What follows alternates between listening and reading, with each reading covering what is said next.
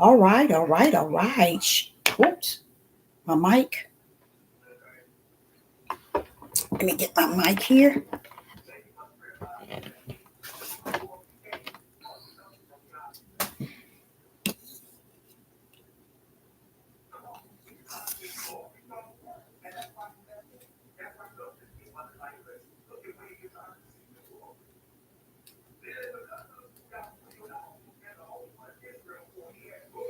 All right, all right, all right. Shalom, shalom, and shalom.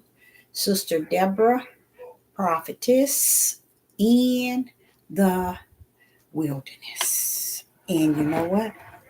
That's all right with me. Coming again on this Deborah platform with another message. And I would say, and I will say, this is a lovely evening, a Wednesday evening in which the Most High Yah has made. And I, Sister Deborah, shall and I will rest therein. I'm coming with a topic, and hope you seen if you could ask Yah for something, what would it be? What would you ask of Yah? If you could ask Yah for something, what would you ask of Yah? Well, this is going to be a pretty much discussion, somewhat. And Sister Deborah is going to also speak uh, and bring some light to the topic because we, as human in the flesh, and also we have a spirit that the Father has given us through his breath of life. And we tend to desire to have questions asked of Yah, but we really don't know how to go to his altar and have those questions put before him. We just don't have that within us. A lot of times that has to do with where we are in our flesh. We want so much authority and glory in our flesh to where we have nothing in our spirit that desire to hear a response from he that is spiritual, which is the Most High Yah, he that's on the throne, the creator, uh, to where we just be content with letting our flesh rule us in our thoughts, in our feelings, and in our emotions, in our personal opinion, our ego, our pride, our self-centered, you know, even in our own wisdom and knowledge and understanding in our flesh. We have rest our living in just that, to where we would know how to really ask him a question from a spiritual standpoint and desire an answer. I have heard that he said, if you knock, he's not saying knock and there won't be an answer. No one would answer. He didn't say seek, and that what you seek, you shall find. But people don't see him to be worth finding. When he said knock, individuals don't see him to even be one to open the door. Ask. Oh no. We can't ask. He said knock, ask, and seek. You have not because you what? Ask not. We don't think that he is really real. We talk the talk, We walk the walk of the flesh to pretend, but we really don't have what it takes to really knock, to really seek, and to really ask, because we have built so much upon our flesh to be the authority of all of our thoughts, our heart, our opinion, the way we think, the way we walk, the way we talk, the way we are living. We have turned everything over to the flesh. So we receive no response, even though we think we ask it, even though we think we seek it, even though we think we knocking. No, you can't knock with your carnal mind. You can't seek with your carnal mind. You can't ask with a carnal mind. You have to go before the Most High Yah in spirit and in truth. And it has to be something within you, not on the outside of you, that's knocking. Not only that which is on the outside of you that's seeking. And not that which is on the outside of you that's asking. It has to be something in you greater than your flesh that desire an answer when you ask. Desire someone to show up when you knock. And when you seek, you wanting to find. That's what the inner man desires. But the outer man is just what it is, what it was, and what it's going to be. So the topic of this message is, if you could ask Yah for something, what would it be? What would it be? You know, I say unto you, if you had 1,000,000 people in one room and you ask, if you could ask the Most High Yah, or we can say, if you can ask God for something, what would it be? You want me to tell you? The flesh couldn't even narrow it down to one thing. Not the flesh. The flesh would have to take minutes and hours and days and weeks to come up with one thing. If I could ask the Most High Yah for something, this would be what it would be. We would have a very hard time. A very hard time. Just asking. If you could ask Yah for something, just let's say one thing, what would it be? Okay. Hello in the live chat. It's good to see you.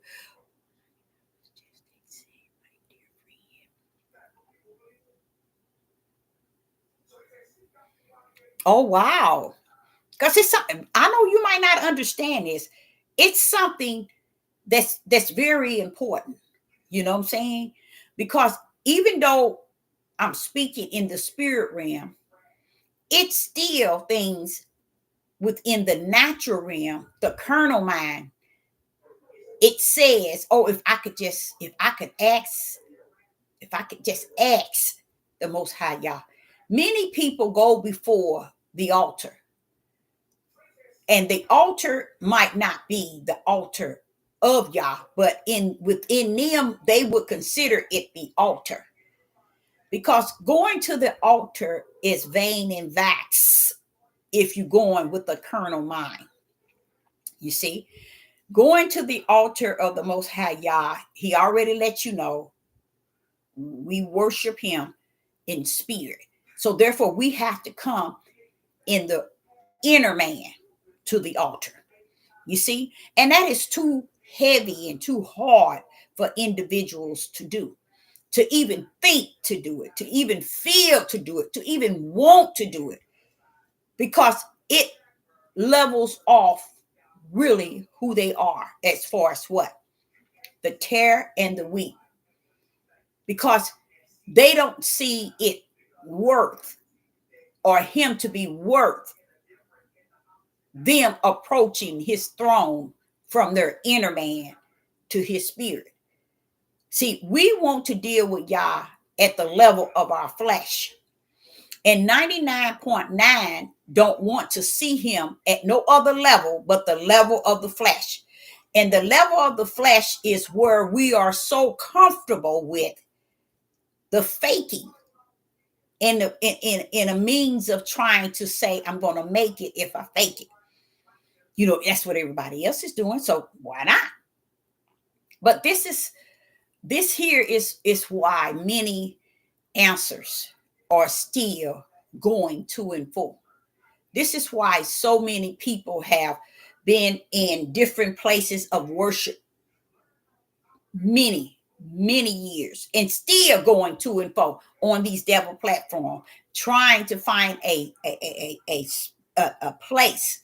And the thing about the place individuals are looking for is the place where my flesh can feel content, where my flesh can say, okay, this is it. I feel good. They said things to make me feel good. They said things to make me think good. They said things to make me act good.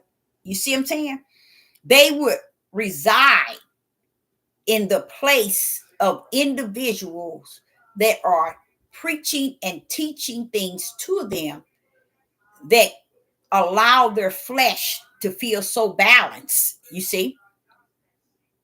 You know, and you're right. I wanted to say that. Did you see me? I started to say that's sad, but that's the reality. If the question that I asked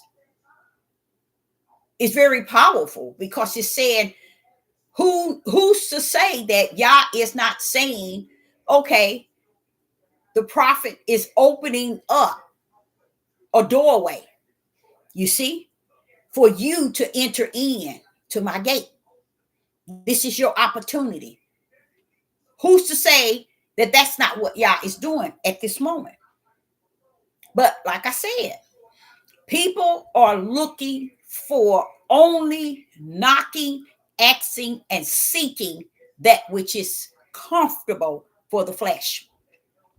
They want no part of the victory in the spirit, not understanding that victory in the spirit is eternal. And a lot of people have no idea that the victory in the spirit is eternal. While many wanting to knock, seek, and ask the things of the flesh that can make their flesh comfortable in the world today, that can make their flesh stable and how would I say, comfort. You know, that's the only thing I, as a prophetess in the wilderness, this is what I discern. It's more comfortable for me to stay in the lane where my flesh is satisfied, where I can knock and the answer, I'm getting the answer, or I can seek and I find, and I can ask and it is given. All the pleasures of the flesh, and they themselves are content. So the question I bring forth is, if you had something you wanted to ask Yah, what would it be?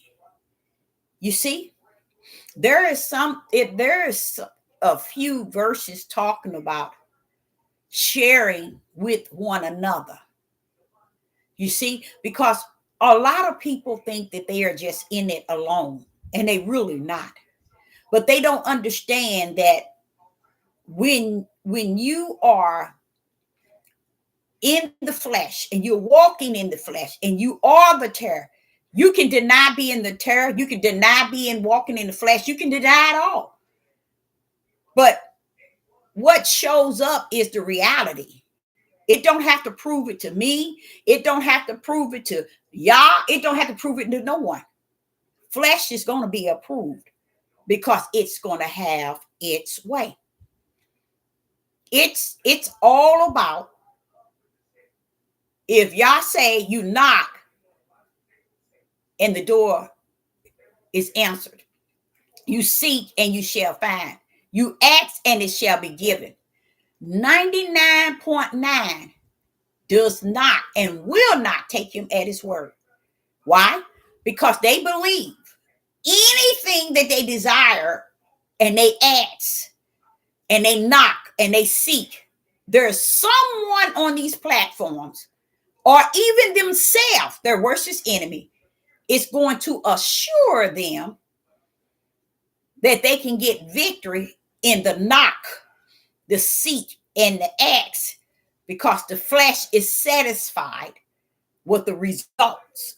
You see?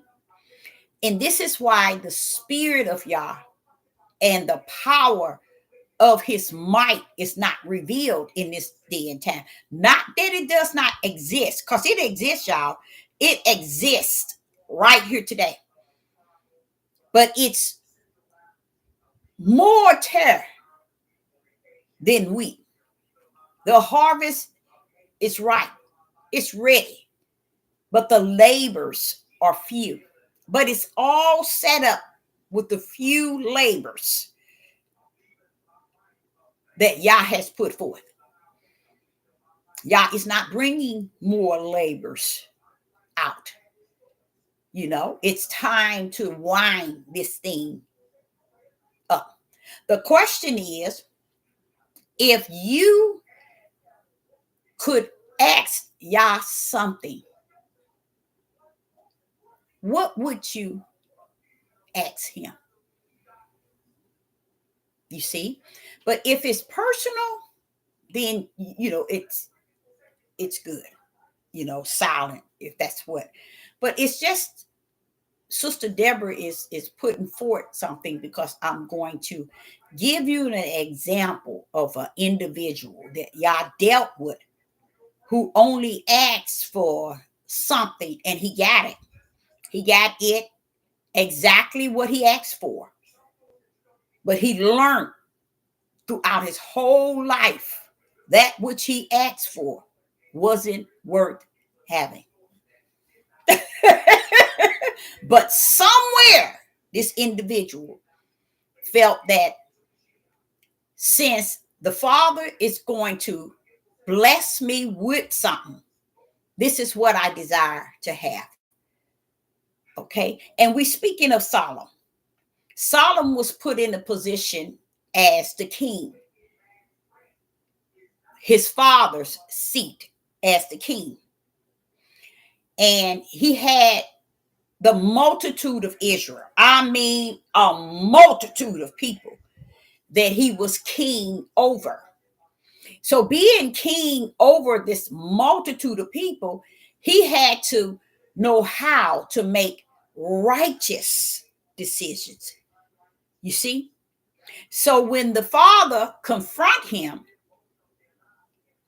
Solomon asked and answered what Yah confront him with. Okay, so I'm going to go there. And that's in the book of Chronicles, Second Chronicles.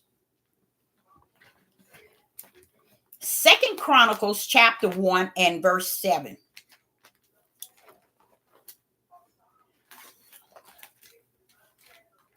Second Chronicles, we're going to hear about how Solomon asked for something. And I'm going to show you, and the questions that's going to follow is going to show you how it worked with Solomon. Second Chronicles, I don't know why I'm so far back in here. Chapter 1, verse 7. In Second Chronicles, chapter 1 and verse 7. I'm going to start with verse 7. Now listen to this. Now that night did Yah appear unto Solomon and said unto him, ask what I shall give thee. Now, was this visit? Did Yah visit Solomon in the flesh, or was he in the spirit of a dream or a vision? Which one would you say? Was Solomon, let's read it, verse 7. In that night did Yah appear unto Solomon and said unto him, ask what I shall give thee.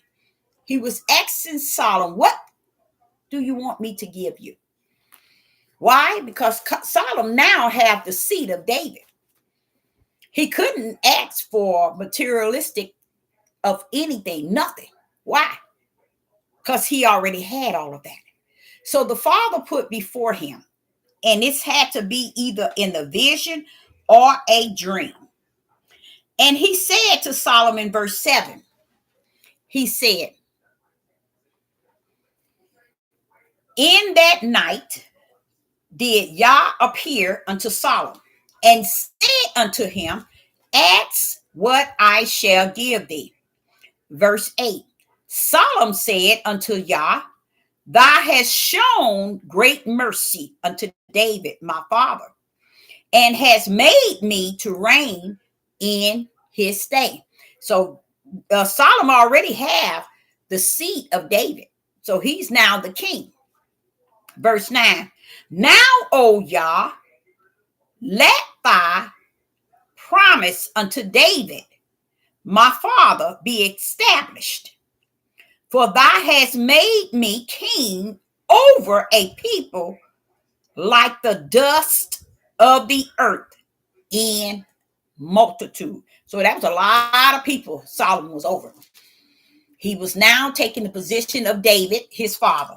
And he's already sitting here thanking the Most High Yah for making him the king over the people like the dust of the earth in a multitude. Now watch this. Verse 10. Give me now. Why is Solomon saying this?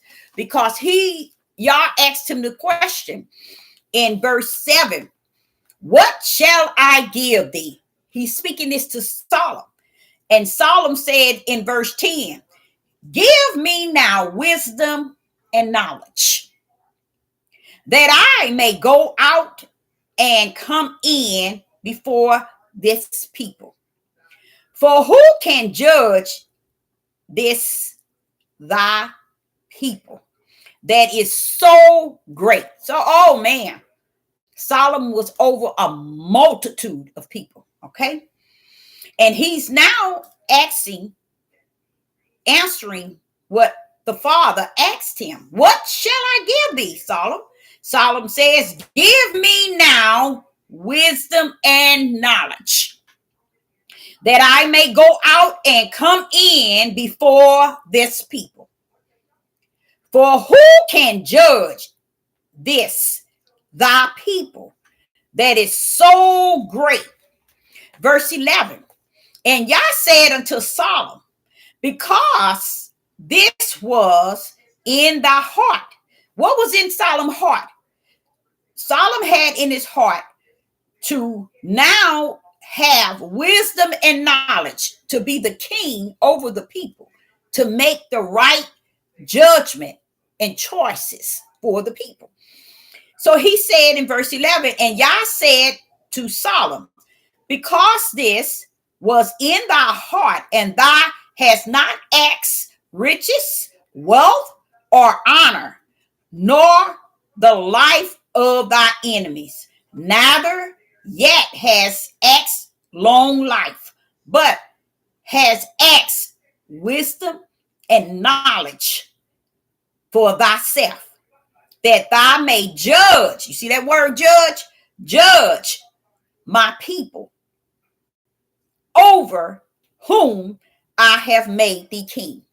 So Solomon was asking the Father, give me wisdom and knowledge over this multitude of people so I can make the right judgment and decision for a multitude of people. And the Father admired the fact that Solomon wasn't asking him for more riches or wealth or honor, nor life over his enemies, or asking for long life for himself, but that he asked the Father for something that he felt that he gonna need. Why? Because he was over a multitude of people, and he wanted to make the right judgment in the midst of them. Okay. So in verse 12, it says, wisdom and knowledge is granted unto thee. So the Father is granting Solomon wisdom and knowledge is granted unto thee. And I will give thee riches and wealth and honor, such as none of the kings have had that has been before thee. Neither shall there any after thee have the like. So he overshadowed Solomon with even more wealth and honor and riches than he did who? David. What did Solomon do that David did not do? Never got around to. He was a busybody. He never built a temple for Yah. But who pulled up and do it? Solomon. Solomon sees to it that the temple is built for the Most High Yah. A temple that his father never got around to. His father spoke of it, but he never got around to building the temple. Now, in verse 13, it says, then Solomon came from his journey to the high place that was, no, that's not, that's it. No, that's it. That's where we stop. Now, what is happening is the Father asked Solomon, what do you want me to give thee? Being so, you pretty much have everything from your father, which is the wealth, the throne. You have everything. And Solomon wanted wisdom and knowledge. Okay. And the Father said he really appreciated Solomon asking for the thing that he needed to be able to deal with the people. Because with dealing with Israel, he needed wisdom and knowledge. Okay. So the Father granted him his heart. It was to be able to give the people to be able to have wisdom and knowledge to lead the people and guide the people. Now, who knows what this wisdom and knowledge is consist of? What was this wisdom and knowledge going to do for the people? Was this wisdom and knowledge spiritual, or was this wisdom and knowledge earthly? What would you say?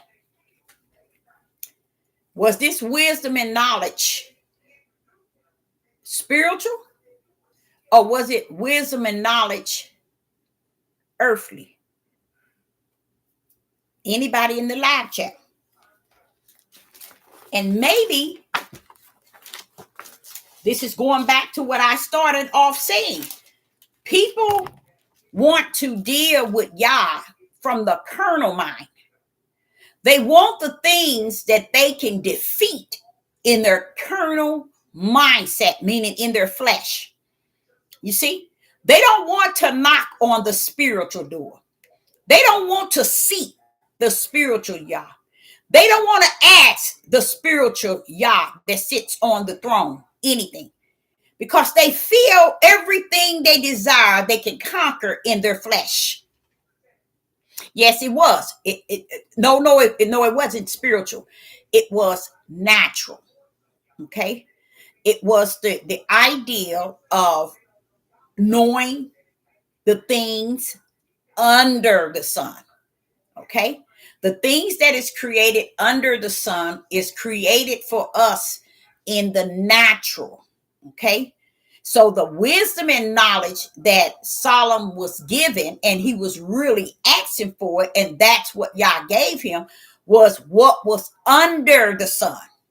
You see what I'm saying? And it was really about what is on the earth, okay? So that he can deal with the earthly people, you see? Because these people weren't the type of people that were spiritual. So how would Solomon give them spiritual wisdom and knowledge, and they were fleshly people? You get what I'm saying? So it's just like I'm saying right now.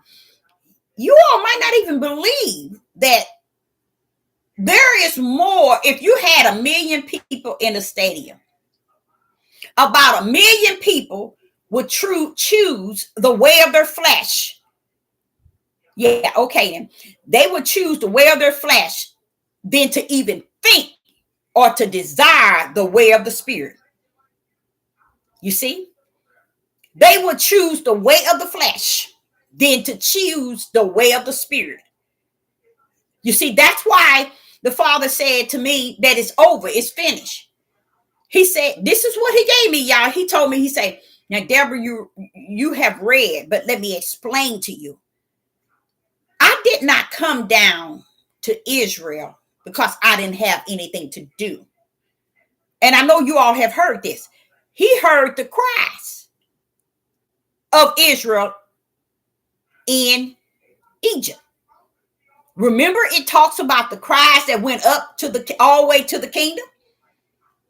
And Yah heard the cries of the children. He heard their cry. You get what I'm saying? It is a known fact that those people, in spite of the type of people they were wanting a power that they knew nothing about, but they were crying out for some help. And they cries made it all the way to the kingdom, to the throne. You see? All the way to the throne. Now, did these people believe? No. But the cry was so heavy till it went all the way to the kingdom. And he said, I heard their cry. So in this day and time, where many people are looking to be captured and swift away to Mount Zion, the Father told me, Deborah, you don't hear not one cry. There's not a cry that's calling up to the kingdom for deliverance.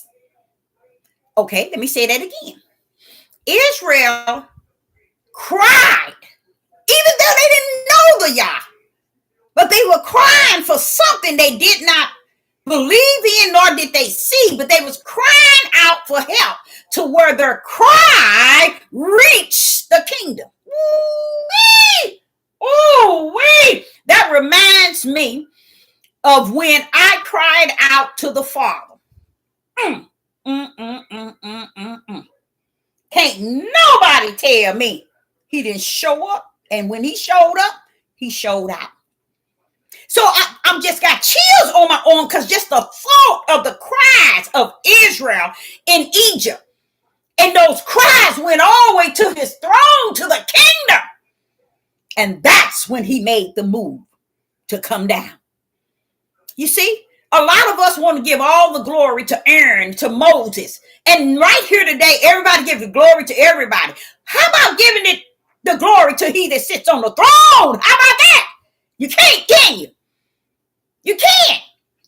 We don't want to give him the glory who sits on the throne, who heard the cry and decided to come down here to make a change in what he heard. And he said, oh, I hear the cries of a people. But what he says today, Judah and Israel, they ain't cracked a cry or a moan or anything. This going back to tell you, they are so rooted in the way of their flesh, they don't think it's even worth knocking to see him answer or to ask, to see him respond or to seek so they can find him. They could care less where we at today. That's how powerful it is. You know how everybody always trying to connect the first Exodus with this second, and it's no comparisons, y'all. None whatsoever. Just me starting off with just that alone. When I said the cries of Israel went all the way to the kingdom. But the cries today, the Father tells me he ain't heard the cries. And you would have thought that they would have cried out by now, because you would think that they would be tired of the suffering and the endurance. No, they so busy doing all wrong things and evil and having their lust and their pleasure to where they matching the one that got them in captivity. So they're finding on this earth today is comfortable. To where I don't need to cry out to him for what? I got my TV, I got my car, I got my money, I got my bank, and it's all the flesh. This is how you can separate the wheat from the tare. I'm telling you, you can separate them at a blink of an eye, because they're so caught up in the way that I can get satisfied based on how I feel, how I think, how I want to conduct my living, how and none of their eyes have anything to do with the spiritual realm. It only has something to do with the flesh. So what happens? He said when Deborah that cried that Israel had in Egypt, he said, you don't hear nothing. So isn't that sad? It's sad because you're like saying, wait a minute, what you mean, Father? You don't hear no cry. You know what? The cries can even come from the grave, y'all. He said he don't hear it. There's no cry. And then if they want to go to the instructions and direction book, it ain't going to show you where the cry came out of Israel and Judah in this day and time. You ain't going to find out one showing you that Israel and Judah is crying out, because they have gotten so comfortable in the flesh and the sin of this world. They think this world is to them is better than Yah on the throne. That's how powerful what I'm saying is. To where you want to keep putting them all together, the first Exodus and the second, sit your tails down. You cannot even bring them into a oneness, because they have nothing to do with each other outside of dealing with the same silly people. Bam, that's it. That's the only thing you can detach. The same silly people. That's it. You can't detach nothing else. You cannot detach anything else. And then they stand back. I'm going to show you how comfortable they are. They stand back and desire to want something from the captives, as if the captives owe them something, because Yah put them here. Deborah, you're going to get yourself in trouble. Yeah, I'll be right back. I'm about to get in trouble, but you know what? I don't care. 1 minute.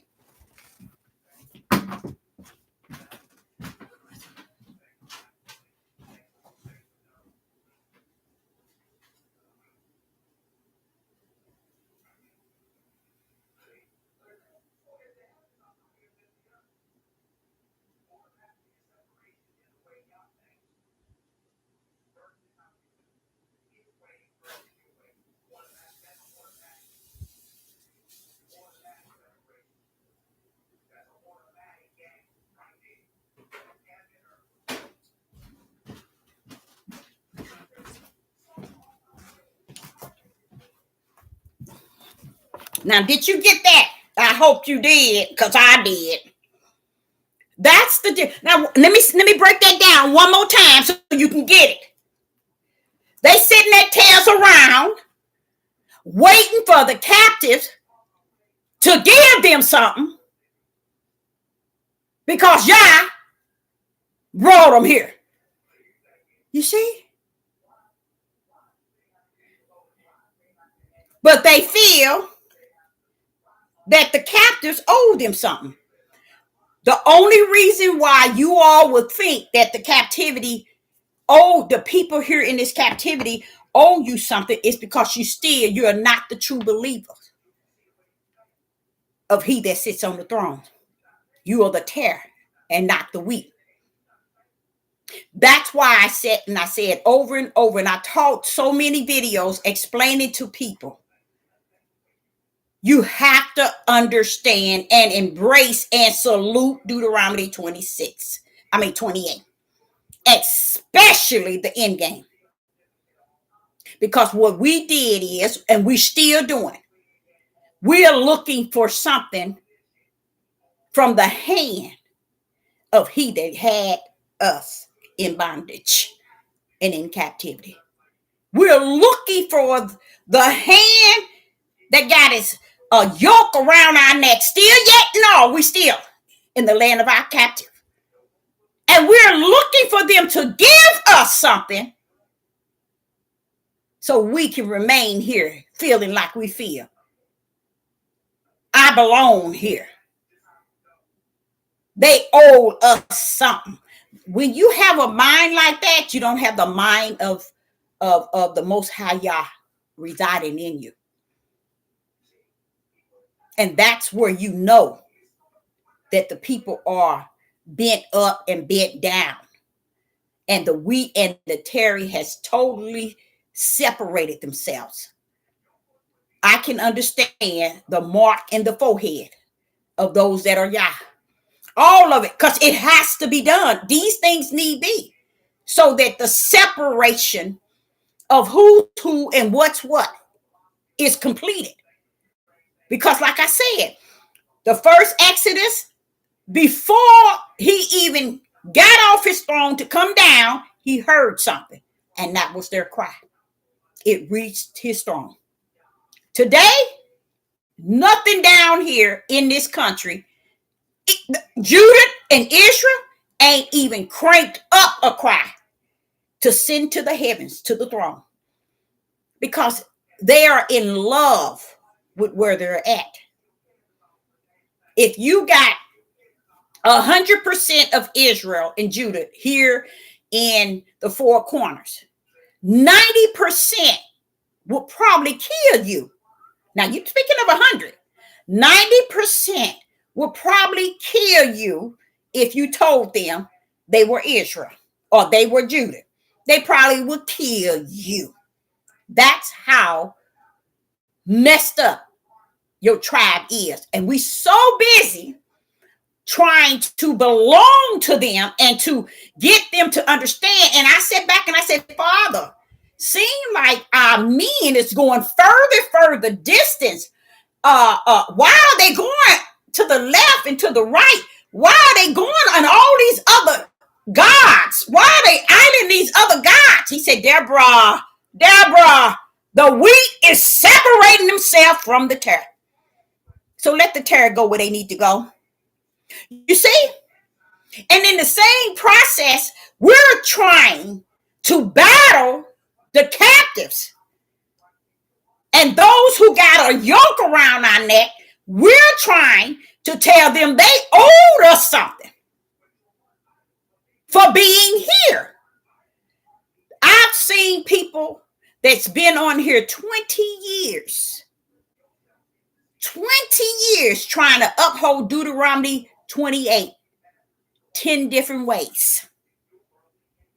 They only take Deuteronomy 28 and they split it about 10 different ways.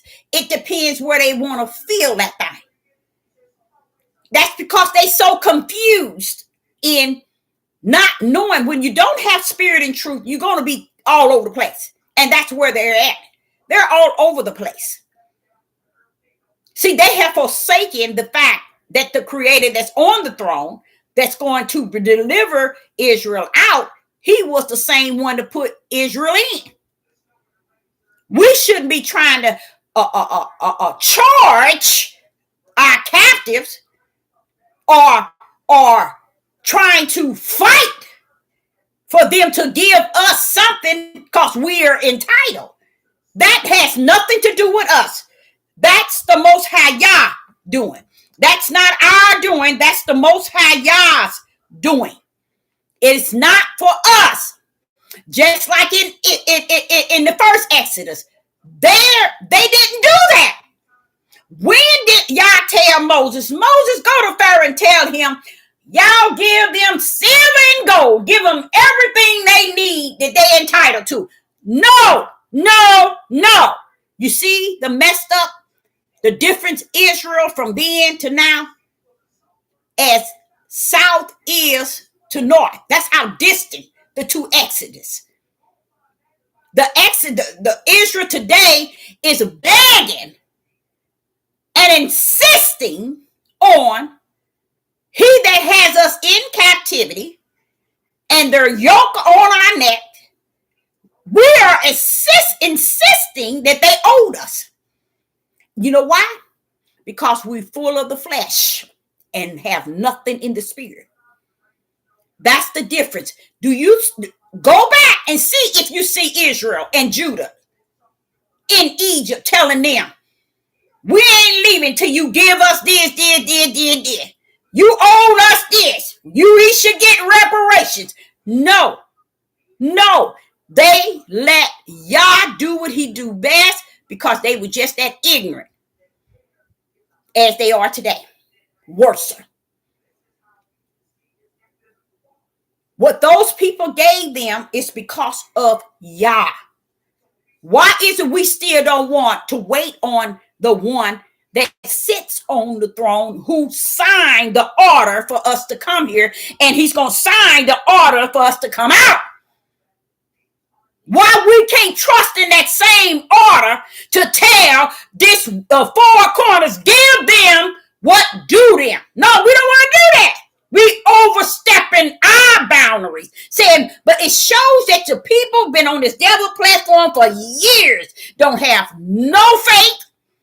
They do not trust in the Most High Yah. They do not believe in him.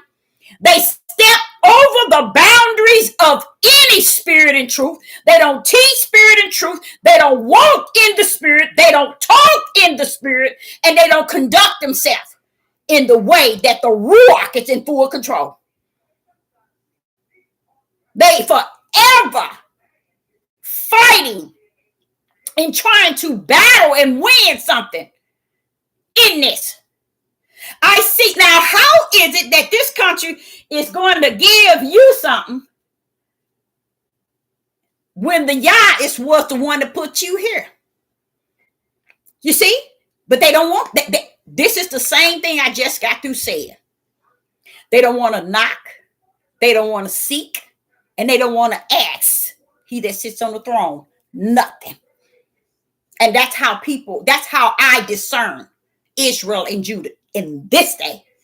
They don't want nothing to do with him. I realized years ago, this is not the same Exodus. This is nothing like the Exodus in the beginning. Oh no, this is no comparison. You can't compare it because what they're doing today, is beyond what they did in the first Exodus. You see the control that Yah had.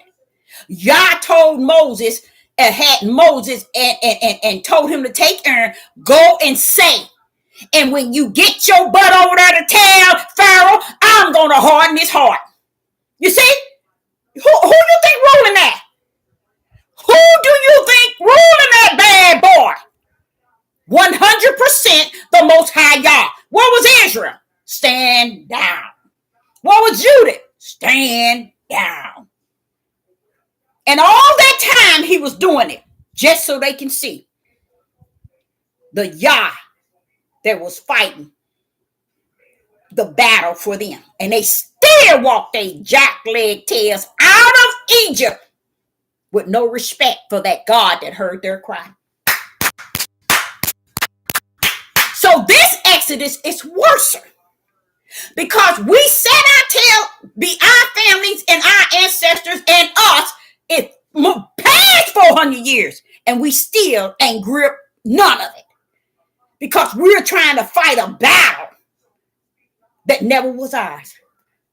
This is our If you break the law, you're gonna get locked up. When Israel and Judah been breaking the law of Yah, that's mean the one that's spiritual since the beginning of time. I'm gonna put y'all in a way that y'all ain't never been in. So this is what I'm gonna do. And we still today at the same time on one side of our mouth, we saying, oh, Deuteronomy 28, that's us. On the other side of our mouth, they doing this, they did this, they owe us this, they owed us that. That's why we still here. And it's past 400 years. And you don't hear them preaching and teaching that. Why is that? Why ain't you preaching that bad boy? It's past your 400 years. What's going on? See, they don't have the power nor the control to rule none of it. And they won't let Yah do what he gonna do anyhow. And that's why they butts are still in captivity past the 400 years. So look like somebody didn't have the numbers right. Somebody's been lying to y'all. Nobody won't challenge them. Say, y'all said we had 400 years. Why we ain't up out of here? Since y'all want to play the role, he don't know what he done or what he do, but y'all know it. But y'all don't know nothing.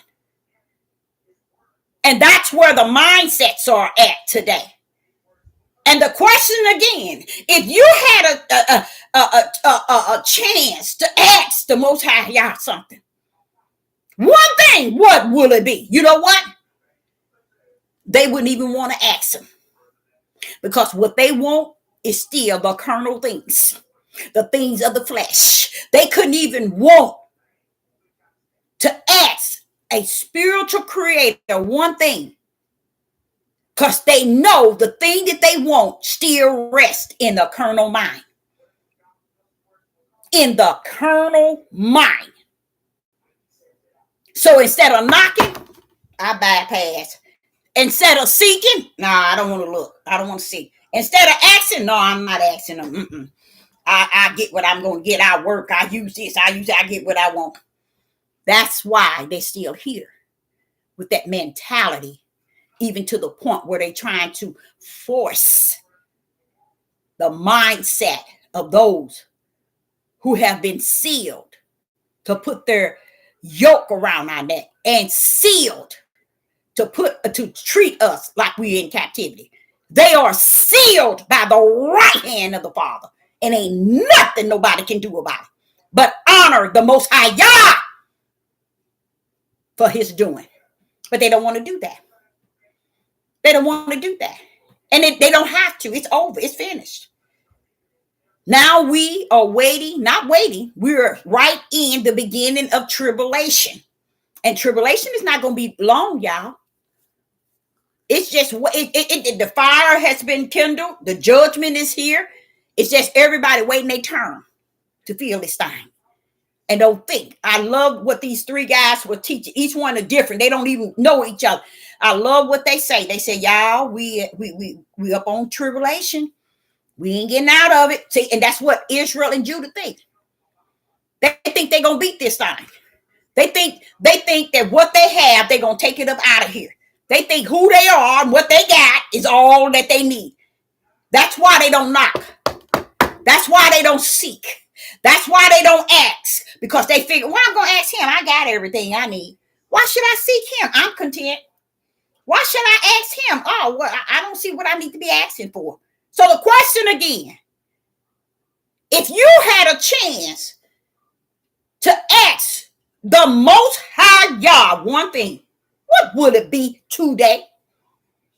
What would it be today? And the question 99.9 would always rest on what your flesh desires. It won't bring you into the realm of what is best for you. I mean you, your real person. It won't ask the question of how I can please a Yah that I cannot see, but I yet believe. See, that's too much. So they desire not to ask, not to seek, not to knock, because they feel they have everything they need. And those who want and feel that they want more is many greed, heart, wax hard. And this is where the minds come in, thinking that this country owes them something, and they do it now.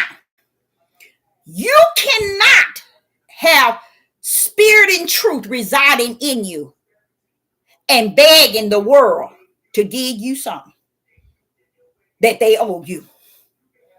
That's the whole ideal of knocking, y'all. Asking, seeking. Where you at? Where you at? Who is that I'm asking? Who is that I'm knocking? Who is that I'm seeking? The Most High Yah, that has all the power and all the answer to it all. He don't have to buckle up and buckle down to the world to make their flesh. See, people want to buckle up and buckle down because their flesh that's in the world find no pleasure in nothing, no thought in nothing but what the carnal mind can think, feel, and do. They can't see past that. So with me, what I see is I understand the judgment. I understand the fire. I understand the war that's set before us. I sit back as a prophetess. I'm sitting here looking at how the United Nations, all the elites are all set, and everything has already set things up. And the people in this country on the four corners have no idea. Because like I said, they caught up in that carnal mind of who they are, what they have, what they got, what they gonna get, how it's gonna be for me next year and a year and later, where I'm gonna be tomorrow, what I got planned today. And when they finish, nothing about you is guaranteed tomorrow. So you see how fleshly and carnal minded people are? Because tomorrow is not promised to us. So we ourselves have to learn how to answer what we need to answer and ask today. Someone has no questions. What do no questions? They still curse. You are exactly right. 100. They still cursed. But they don't believe that they are. Because what? In the midst of this curse, their carnal minds have got so content to the needs in which they are able to satisfy. And that's their flesh. To where they seek not the needs of their spiritual realm or who their spirit is. Because they are so content with the desires of their flesh being met. And they have no idea. Y'all could care less about your flesh, what your flesh have, how greed, how selfish, self-centered, pride, boasting, ego, jealous, envy. And they thinking that, hey, this is the way to go. It makes me feel better. Yeah, in your flesh. That's why your flesh your worst enemy. Because it got you thinking you all good. It got you thinking you all good. And that's perfect. Because the wheat and the tare has already separated themselves. Now it's time to rumble. So the question was, if you could ask Yah one question today, what would it be? What did Solomon say? Solomon had sense. Solomon had sense enough to say, Father, give me wisdom and knowledge. Give me wisdom and knowledge. And Yah was pleased with that because he didn't ask for wealth. He didn't ask the neck of his enemy. He didn't ask him for long life. He asked him for that which he needed to lead the multitude of Israel. And that was wisdom and knowledge. Why? Because he knew that these are some kind of people to deal with. And Yah appreciate that he didn't ask for what he already pretty much had. So Yah said, I add even more to him, Deborah, because he didn't ask for wealth, honor. You know, Yah said, I gave him even more to where he'll be the only and the number one richest one in the land. The number one individual to be honored in the land. So see how Yah poured out. He had all David wealth. He had David's seed. This was his son. He inherited all of it, even the whole Israel. But he knew he needed something to deal with them people. He said, give me wisdom and knowledge. So now, here we go. We read in 2 Chronicles chapter 1, verse 7 all the way down, so we can to 12, so we can understand what Solomon and Yah was saying. Okay, and he did this to him either in a dream or in a vision. Okay, now Solomon asked for the wisdom and knowledge, but the key, why was Solomon asking? Why wisdom and knowledge? And what was to me, what was very scary about the wisdom and knowledge in which Solomon was asking for? Anybody? Can anybody answer that? What was scary about the wisdom and knowledge Solomon was asking for? Anybody in the live chat? What was scary about that? Anybody? And to me, it was scary. It's really scary to me. It's really scary. And anybody, he asked the father if he could. The father said, what is it thou seeking that I can give thee? Solomon said, wisdom and knowledge. But there's a power punch behind the wisdom and knowledge Solomon was asking for. No, Solomon was asking for something very scary. Who in the live chat could tell me what Solomon was asking for that was really scary? Someone says the Ruach has all of that, then some. Thank you, because they do. If we would just, no, I ain't gonna say we just, because y'all say it's over, it's finished. It was finished before it started. He said it was already in him. So what was it so frightening that the wisdom and knowledge Solomon was asking for? Anybody know in the live chat? This is why it's so important to seek the throne of the Most High Yah for his Ruach. Because through the Ruach will he tell you the deepness of the mystery of it all. We can't just sit down and study this book and think we nailed it. There is mystery that has been kept hidden since the beginning of time. So what was it that Solomon asked for that was so scary? Let's go to Ecclesiastes. In Ecclesiastes chapter 1 and verse 12. Now we know Solomon asked, the father asked him, what can he give him? And Solomon said, wisdom and knowledge to judge the people in righteous, in what is right. Okay, that's what Solomon was asking the father for. Okay, watch this here. Ecclesiastes chapter 1 and verse 12. And it reads, I, the preacher, was king over Israel in Jerusalem. That's Solomon. Watch this here. And I gave my heart. I am so sorry. I am so sorry.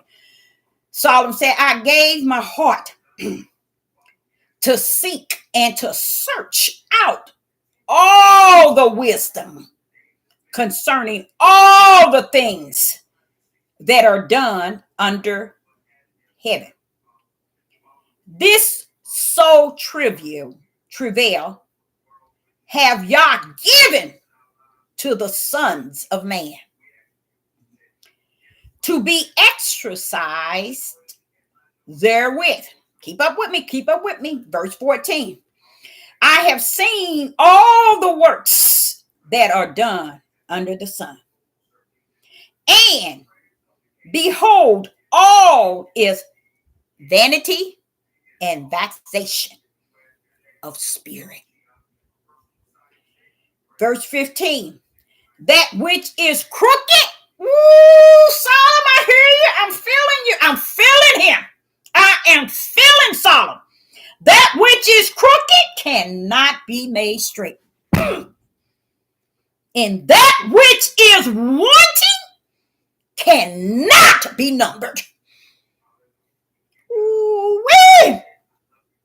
I'm going to go on to 16. Solomon says, I commune with my own heart, saying, lo, I am come to a great estate, and have gotten more wisdom than all they that have been before me in Jerusalem. Because y'all gave it to them. Yea, yea, my heart, and great experience of wisdom and knowledge. And watch this, verse 17. And I gave all my heart, Deborah, to know the wisdom, to know the madness, the folly. I perceive that this also is vexation of spirits. Verse 18. For inasmuch wisdom is much grief. Woo-wee! And he that increase in knowledge, increase in sorrow. Can anybody tell me what Solomon is talking about? Anybody in the live chat, tell me if you can. Only if you can. This is Solomon. The father asked him, well, what can I give you? Solomon said, give me wisdom and knowledge.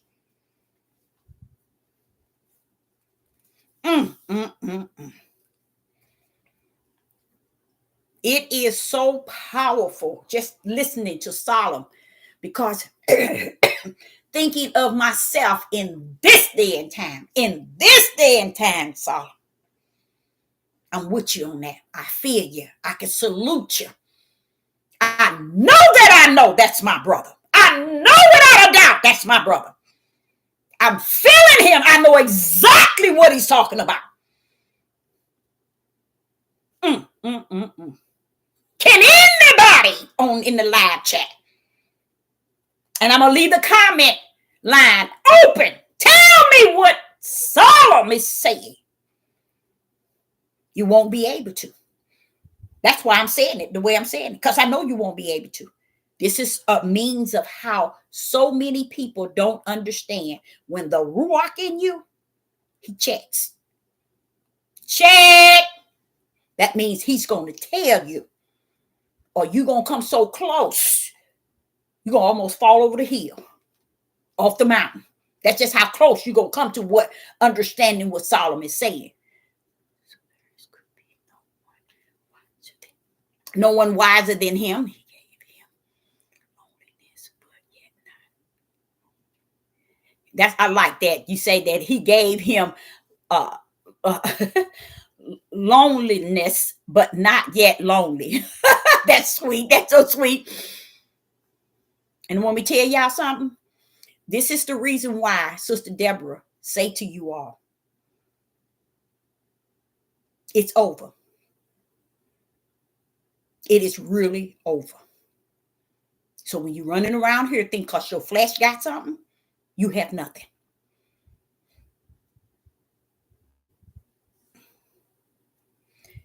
Yes, can you get me my candy?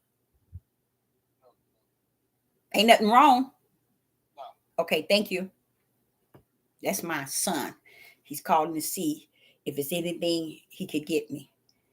So let me tell y'all, I'm sad now. I'm real sad. I'm really sad. Because hearing Solomon remind me of myself and where I'm at today.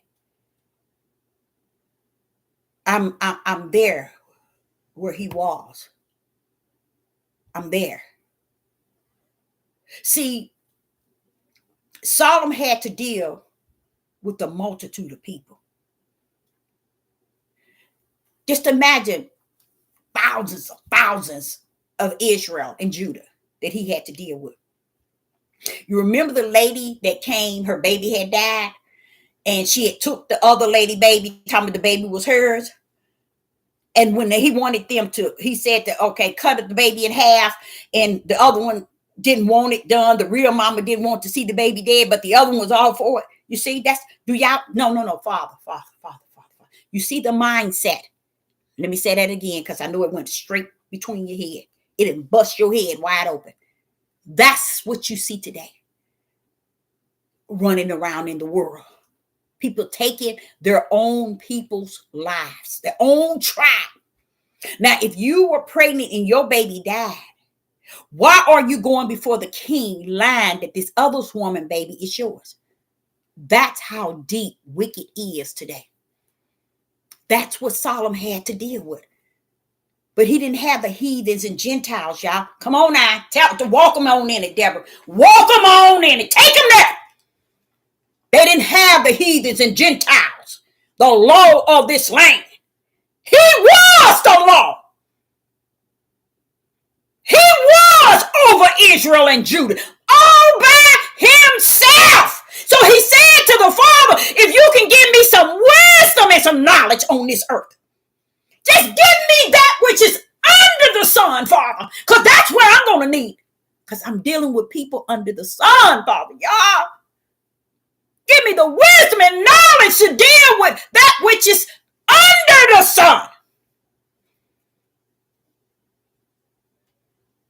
And the thing about it, you sit here and I'm listening to Solomon and just talking to you all about it. It brings such a heavy sadness in my spirit. Because it brings me right back to where I'm at right here and today. Right here and today. You was willing for that baby to be cut in half. Because you lost your baby. Tell me that ain't what's going on today. Tell me that is not what's going on today. I keep trying to put pieces together why Yah is showing me Judah, the tribe of Judah. Why is he showing all these things, letting me see them doing what they're doing? Judah, you going down. Judah men, you can lie all you want. You can sit and pretend. You can say what you want. You're going down big time. Now, see, they'll get mad at me. But y'all say, what do you see your brothers doing? You ain't mad at them. They're out here killing each other, killing their family, killing their women, killing their babies. And you ain't mad at them, but you're going to be mad with the prophet when she say something. She said something. They doing something. And you ain't got not an inch of righteous in you to stand up against it. So if you're not against it, the Father want me to let you know you for it. So since you want to be a man and you want to line up with every wrongdoing that a man is doing by not saying anything and about having that heart to counteract somebody that is, oh, he said you already in the terror lane. So keep on pushing. But it coming for you. And it ain't going to be pretty. And I'm sitting here saying, but Father, you done already told them that you coming for. You done told them what they doing, what they did, and what they doing right now. They don't see none of that. They don't care about none of that. They don't hear it. But then when the prophet of the Most High comes speak on it, then the heart shows that they are the terror. So know this. It ain't me you getting mad at. You getting mad at where your eternal destiny has assigned you to. Because that's where your heart is already assigned to. That wicked and evil ways of these men. And I see them. It's not, I'm like saying, it's not one, Father. It's not one. They not one willing to just stand up on you, Father. Just on you alone, Father. You know how Moses and Aaron went in to Pharaoh? Pull up one today. So don't go trying to wrap the first Exodus with the second one because they have no comparison. You won't find a man of Judah come up and teach and preach this thing in the righteousness in which it stands. Moses and Aaron, they went into Pharaoh, who's coming into this United States, speaking righteousness on behalf of Yah. That's why he says over, I ain't sending them in too. Because he knows the hearts. He told them to seal minds in the forehead. I know what I'm doing. Everybody looking for the game to play. Everybody looking for the gameplay. That's what bothers me. Everybody, to me, from what I can discern on the earth, everybody looking for the gameplay. And it's the gameplay they want to play in their flesh, as if they don't see nothing going on. Ain't nothing going on with our people. Ain't nothing going on with Judah. Ain't nothing going. We the true Jews. And you don't see all the heavy wickedness going on with them. How dare you make y'all look so ugly, using you as the name he put you under? How dare you not have any feelings for him and who he is, but you have feelings for those that's out here killing and destroying their nations, murdering, shooting, raping, abomination, all kind of things going. Oh, but they doing it too. See, that's where you messed up on the floor. They also have your tail in captivity. They also have the yoke around your neck. Now you tell me something different, since you want to say they doing it. They have been assigned to do what they doing. And you have to, if you agree with what everybody else is doing, that's wicked and evil. A person agree with stuff that people are doing wicked and evil because they too is going through that broad gate with them. Even though they standing around trying to be holy than thou. Oh, I'm saved. I got the Holy Spirit. I got the Ruach HaKodesh. I know spirit and truth. I'm a child of the Most High Yah. They playing all that, but you're going down. You're going down with them. Because that's why there's wheat and tare. With the wheat and tare, it's not saying male and female. It's not saying white and black. It's talking about what the kingdom created. What he sown. He sown wheat. And he suffered Satan's seeds to be sown, to come in the midst, not be sown, in the midst of the wheat. So what you talking about? He ain't about what you talking about, because you ain't talking about nothing.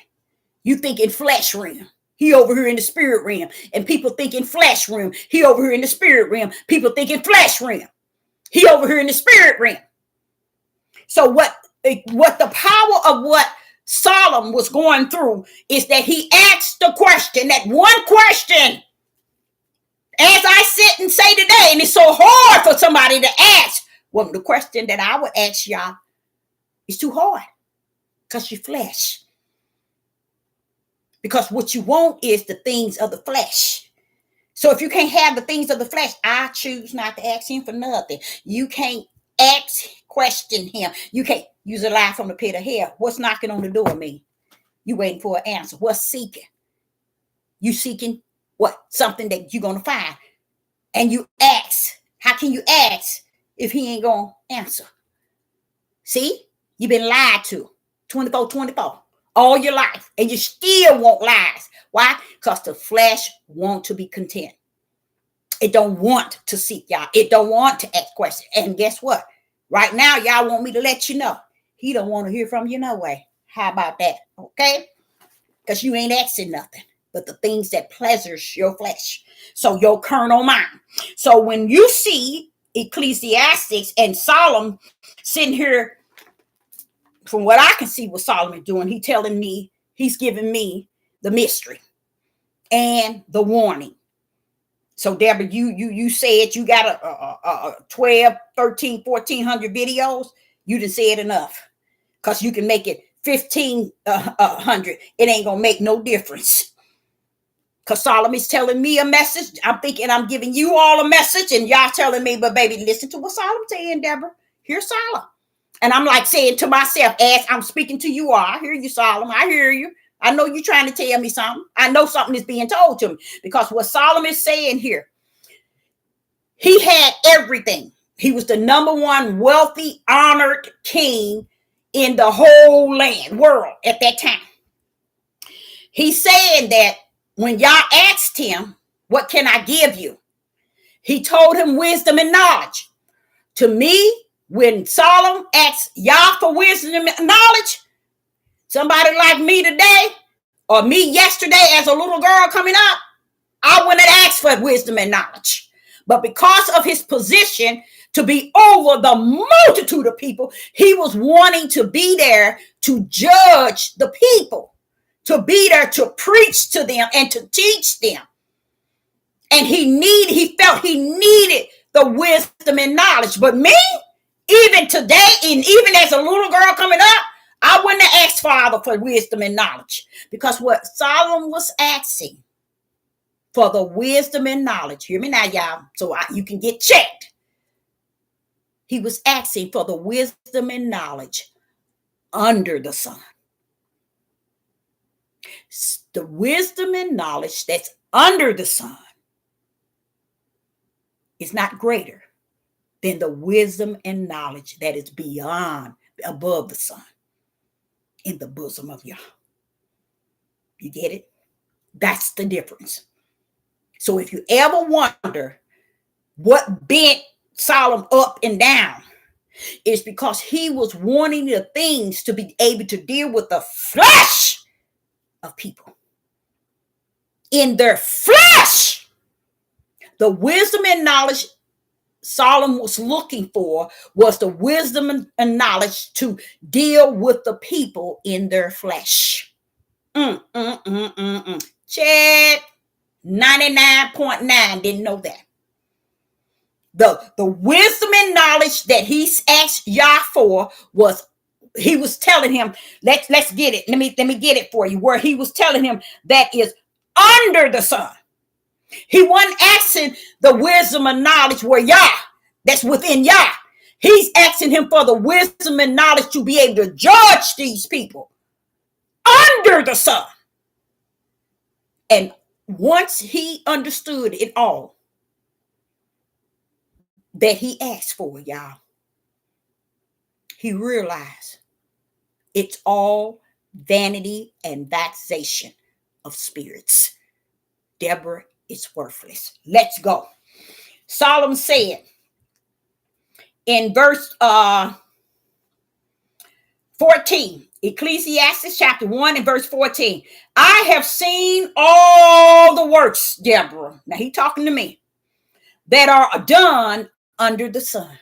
You see, baby, he was only given the wisdom and knowledge under the sun to deal with all these sick people.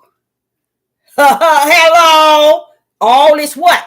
Carnal mind. Oh, see? That wisdom and knowledge he had wasn't the one that's in the kingdom. It was the one he asked for. And he asked for what was under the sun, not was above the sun in the kingdom. Okay? So Yah granted him exactly what he asked. So Solomon said in verse 14, I have seen, Deborah, all the works that are done under the sun. I know, I've seen it too, Solomon. I'm there with you. I can feel you. Now watch this here. And behold, that means look, Deborah, all is vanity and vexation of spirits. Wicked and evil in that flesh. Now go to verse 15. That which is crooked, Deborah, that which, verse 15, listen to what he said to Sister Deborah, that which is crooked, baby, cannot be made straight. And that which is wanting cannot be numbered. You see? What is Solomon saying? Same thing y'all keep telling me. Deborah, I don't care what you give them. If I don't give it to them, they ain't got it. Because you can't make this straight. crooked nor the crooked straight. You can give them the pure word from what I give you to you from heavens. He giving me mine from the kingdom. You can give it to them all you want. You ain't going to make the crooked straight. And that's what Solomon is saying as well. I'm trying to tell you, Deborah, this is why I know who I am in him. And I don't have to be who you say I am or who you think I am. You ain't nobody to know who I am. Okay? So this is what he says. Verse 16. He said, Deborah, I communed with my own heart,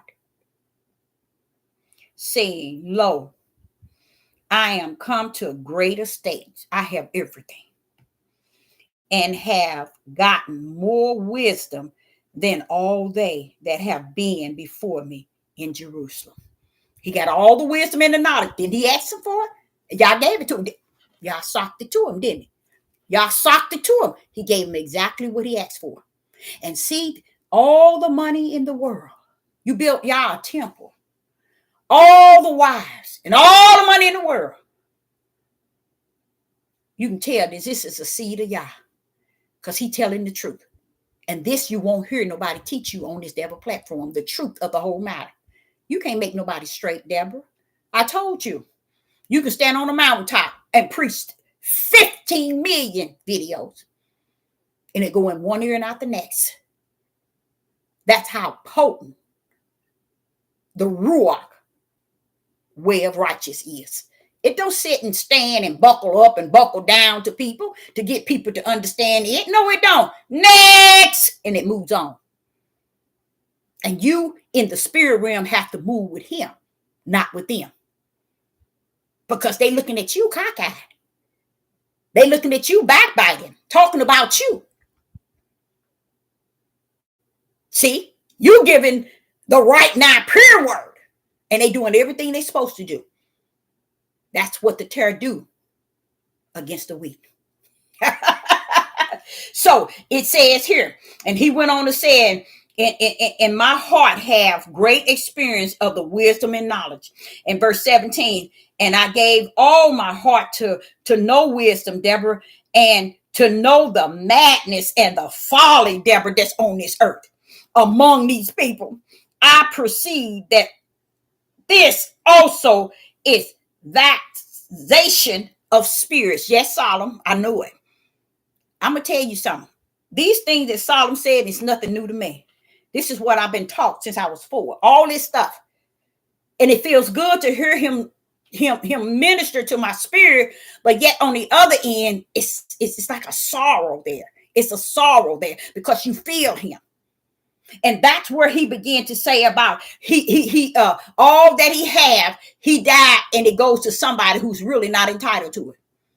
But yet they're the inheritance. They don't even have the same relationship with Yah. But yet they the inherit everything he has.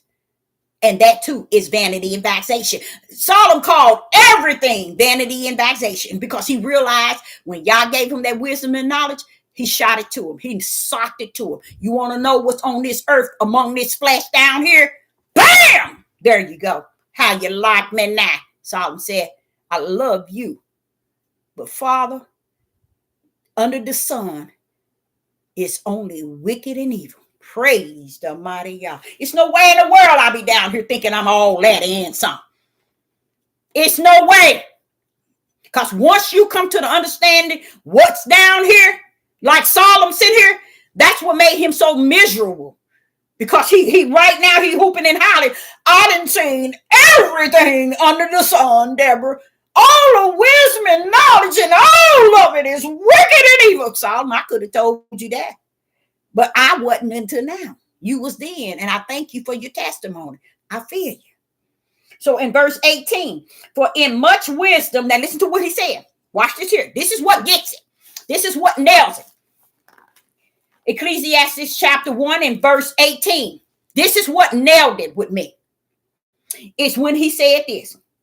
Deborah, in much wisdom is much grief. And he that increase in knowledge, increase in sorrow. That's how ugly this earth is. And people that's on here, these people on this earth is ugly, y'all. And you run down here and you're thinking you got it going on and you beautiful, you did. You ain't number flesh. And y'all already have it assigned.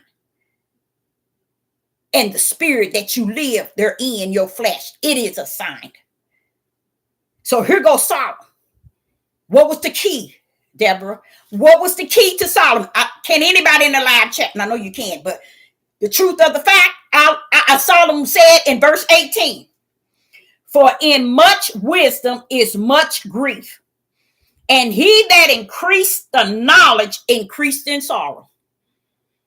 Letting you know, y'all gave me knowledge and he gave me wisdom, and it's grief and it's sorrow. But wait a minute, didn't y'all give it to you? Wait a minute, hold up, Solomon. Y'all asked you, what did you want? You said wisdom and knowledge to be able to judge the people. Because there was a multitude, a lot of people. Did he give it to you? Yeah. But I asked him for what was under the sun, Deborah. And it's a hot mess. Even to today, I can feel him. I know exactly what he's talking about. And if you think for 1 minute I don't suffer the same grief and the sorrow that he's speaking of, yes, I do. It's knowing truth, but amongst untruth. The difference between Solomon, I throw down and say, I'm talking to a brick wall. That's what I do. Solomon sitting here letting you know, all the wisdom, it ain't gonna help. That's what bring me grief. Because all the wisdom, it ain't gonna help these people. All the knowledge, it ain't gonna help these people, Deborah. That's what Solomon said. He says, and all the increased in knowledge is all it does is bring you increasing in sorrow. Because people never did understand the mission of the Son of Man with the Son of Yah. He came and he said not a word. He could have said a lot of things. What you want me to tell you why I know he could have said a lot of things? Let me tell you why I know he could have said a lot of things. He could have said a lot of things that I didn't say. And he didn't. He could say a lot of things that I have already said, but he didn't. Because his mission was just a blood sacrifice and teach these people how to touch the hem of my garment. And he did an excellent, wonderful, great job. Because he helped me out and how. But what did he have that I have? Is that endurance and that long suffering.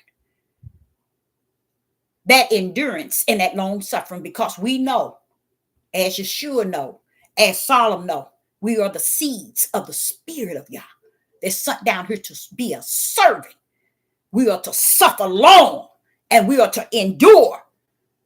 And like Solomon sit and tell you, much wisdom is, he said, much wisdom is a lot of grief. But did he ask y'all for wisdom? Y'all didn't tell you it was grief, did he? He let you learn on your own. Because everybody want to think that on this earth is where it's at. You's alive from the pit of a dark pit hell that's waiting for you. If you think who you are on this earth is what it's all about, go on, keep living. You know what I wait for, y'all? Y'all probably think I'm crazy. I'm waiting for tribulation. I'm waiting for tribulation. If I have to get up out of here, I don't have no problem. I'm waiting for tribulation. Because when I'm seeing people not having no sympathy, no compassion, no mercy, no feelings of what's going on with their own tribe. Hey, Father, bring that tribulation on in. I see the judgment and the fire. Bring it in on them, Father. And if I have to go down with the ship, let me go. But Father, do you check? Because I'm going to tell you what I'm seeing. Please. While everybody out here clowning, thinking they somebody, because they so rooted in the flesh. So here, another thing he spoke in 17. First, Ecclesiastes chapter 1 and verse 17. And I have gave my heart to know the wisdom. And he said, and to know the madness, Deborah, the madness and the folly. I perceive that it's also, Deborah, vexation with spirits. See, what the baby didn't know is Yah gave him the wisdom and the knowledge to know everything under the sun. He didn't know what he was asking for. He really didn't. He was looking at the fact that all these people, I'm king over all these people, and I'm going to have to make some of the righteous judgment. I'm going to have to do this. And he didn't know that woman was going to come up there with that baby saying it's hers. And as long as he was going to cut it in half, she was content. Come on, cut it in half. You see? That's the evil today, y'all. Ain't nobody saying nothing about it. You see? That's the same old trash that's going on today. And that's a baby. And that's what a lot of people are doing today. Killing their baby. Women and men, but men is on a track. But then the father keeps saying, Deborah, check. Check for me is mean go back to what I have said. I even warned them. I told you. See, they think they're getting away with all this here. Like they think the Europeans in this state, this country is getting away with it. Y'all say you just don't know. You ain't getting away with nothing either. You ain't getting. See, everybody thinking that Yah is going to call them based on the flesh bloodline. They don't understand Yah got a spiritual bloodline. And yes, the spiritual bloodline is going to be found in Israel and Judah and other nations. While everybody around here clowning, thinking it's about them. Oh, I'm going. Okay, we're going to see about that. See where you going. See how you going to handle that for when it's right in the middle of that tribulation. See how you handle it. It's going to show you really who you were all the time. You've been hiding around. I'm spirit and truth. Okay, so I like Solomon saying that, but what Solomon did not know is that Yah gave him exactly what he asked for, and it was whammy, because I kept trying to understand Solomon. You asked him for that, but you asked him for under the sun. Worldly, carnal mind, flesh is under the sun. You see? And I'm like thinking, why did he ask for that? You see? But I understand why Solomon asked for that, because he was asking for a way that he going to be able to deal with all of the multitude of people. So he figured if I had the wisdom and knowledge under the sun, meaning on the earth to deal with these people, then I can deal real well with them. But baby, let me see. He kept telling you. All these vexation of spirits, they overwork. Why? Because they were beyond his wisdom and knowledge. They were beyond, because he thought the wisdom and knowledge was going to be able to level it out. Like the lady brought her baby, and the other lady said, no, that's my baby. He said, he'll cut him in half. And then the true mother said, oh no, just give it to her, because he didn't want the baby die. See, that was just something little. But if you really think about it, that's something deep. He had to make a decision to kill the child to see the result of the true mother. You see, Solomon had to do that. You see, that this is the wisdom and knowledge to make the right judgment toward these people. And that's what he did. The moment he said that, then the real mother said, okay, don't kill the baby, just give it to her. You see? That's what, and I think myself, I don't know. I think he should have had her executed. The woman. Oh, yes, if you're willing to kill a child. And that's how I see it today. But we see things based on our color. We even call us the same as Pan-African. We call ourselves anybody that the same got some melanin. We just think we all the same. But we don't understand. There's something down in us that's different, baby. You can run around here and claim all outside of who you are in the flesh. Who are you in the spirit? They don't care. They don't care. So the question can't really be asked. What question will I ask the Most High Yah? What question can I or will I ask the Most High Yah? Because in today, year 2024, nobody don't want to ask Yah nothing, because they don't want nothing from them. When they sick, they want a healing. They want them then. When they're death in the family, they want them then. When they caught up in situation, they want them then. All the time. They really had nothing to do with them. And that's what tribulation going to bring for you. It's going to set you in a situation. But nothing you say and do is going to bring him down to your level and on your behalf. Check. No, he finna, but what Solomon said, no matter how much wisdom and knowledge he had, he couldn't make the crooked straight. That's real today as it was yesterday. That was way back in the beginning. So Solomon, I feel you. That's how I feel. That's exactly how I feel. And if I'm gonna tell y'all something, y'all do not know me. You don't know nothing about me. You sit here and listen to 100 or 1,500 of these videos and you still won't know who I am. Because it's y'all's will. That which is in the spirit is not going to be just known by the flesh. And that's what make the flesh kind of bring their theory and their mindset in trying to figure it out and say different things. And a lot of it be negative, but who cares? I'm in this for the long haul. Whatever the Father gives me, if I desire to give it out, I give it out. If I don't, I don't. I don't care. That's where I'm at now. He done molded me so many times. Deborah, is finished. It's over. You can't make the crooked straight. And then here goes Solomon pulling up saying, Deborah, it's true. You really can. All the wisdom knowledge I had, I couldn't even help them even with my judgment. I couldn't even help the people. You see, that's how hardcore these people are. And like I said earlier, many of people are trying to make this the second Exodus like unto the first. Y'all need to be checked. Y'all need to check y'all tails. Because all this stupid thinking and I know it has to do with the carnal mind. Because this situation that we're in is nothing like being in captivity in Egypt. It's nothing like it. Now, it might have 2 or 3 things like them to it, but when I say nothing, I mean nothing. Because we are not going out as Israel poured out of Egypt. They didn't have to. They didn't go when he was putting them plagues onto Pharaoh, all those plagues onto Pharaoh, it wasn't being done to Israel. When he was sending Moses and Aaron in there and telling Pharaoh to let go and let his people go, and when before Aaron and Moses would get to Pharaoh to tell him let the people go, Father didn't went in already into the man and hardened his heart.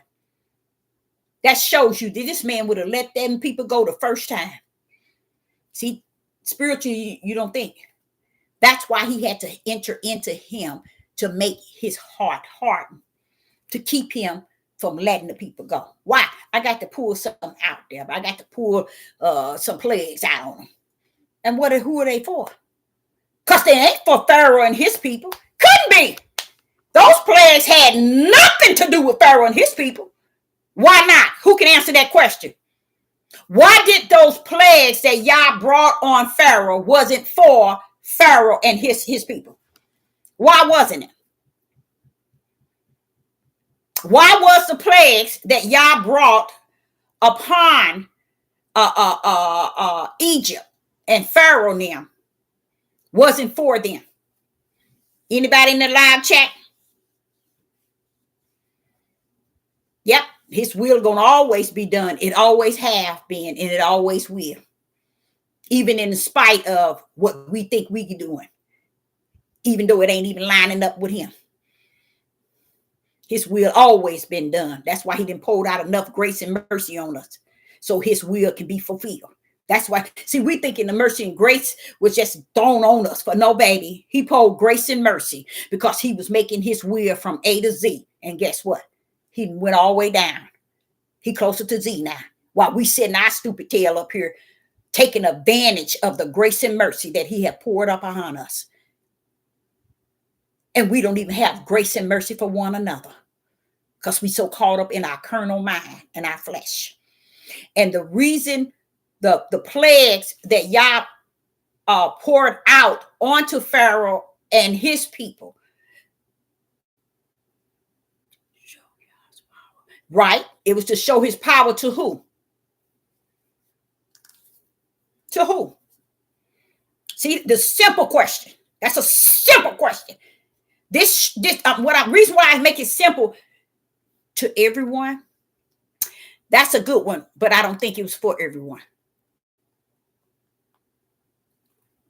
The plagues that I'm gonna explain to you, the plagues that Yah brought onto Pharaoh and had Moses and Aaron to come speak to tell Pharaoh to let the people go, and if he didn't, this here gonna come upon him. What was all that about? And then I'm gonna connect it to today. I'm gonna bring it all the way home. I'm gonna bring it all the way home. I'm gonna take it there. Take it all the way home to the year 2024. The reason why the plagues were brought upon Pharaoh was not for Pharaoh and his people. It was for Israel and Judah to believe that Yah came off the throne on their behalf. Praise the mighty Yah. Did they ever see that it was about them? No.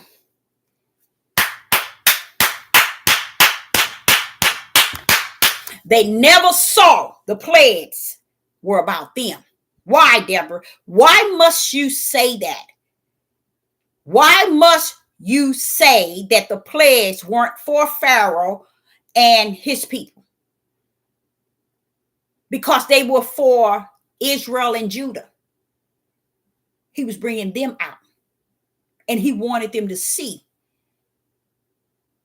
what he would do on their behalf. Them sick people came out still, not believing. Even when he did the ultimate one, where he told them to take the lamb and put the blood on the doors. When death come, they're going to pass y'all by. Them sick people still, where we at today, same situation. Still didn't believe. Let me tell y'all why. And this is why I say, don't think that the Ruach don't have its purpose. It really wanted to be your teacher, to reveal things to you, to show you things, to teach you all things. It really wanted to be that. It really wanted to be that. But it was not going to battle no flesh, because it comes to be in the spirit of the individual in which Yah has assigned it to. And not to people who wants to be carnal minded and wants to be in their flesh and play the fake role. I'm there, I'm here, I'm going, I'm needed. Oh, no. Same thing would happen over in Israel.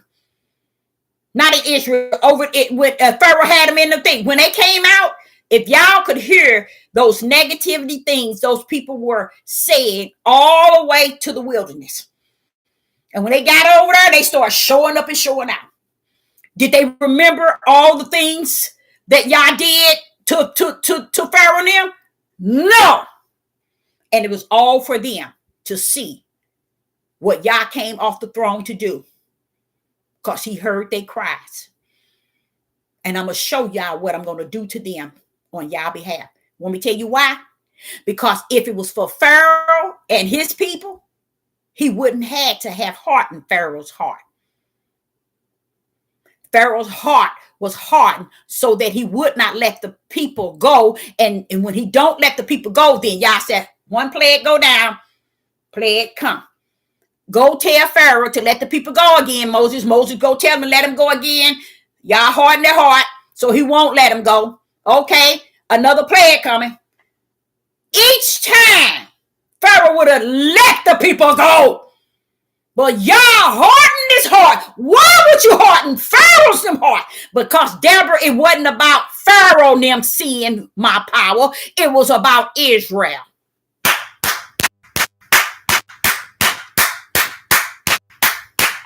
Those nasty people got crossed that water, spread it to sea. Soon as they got over to the promised land, to the wilderness, they cut up from the floor up and showed that they didn't give a rat's behind about Yah. You see? I I just said something to you, 99.9, no, 99.9 times 15 billion didn't know. Because they'll teach this thing up, down, and all around.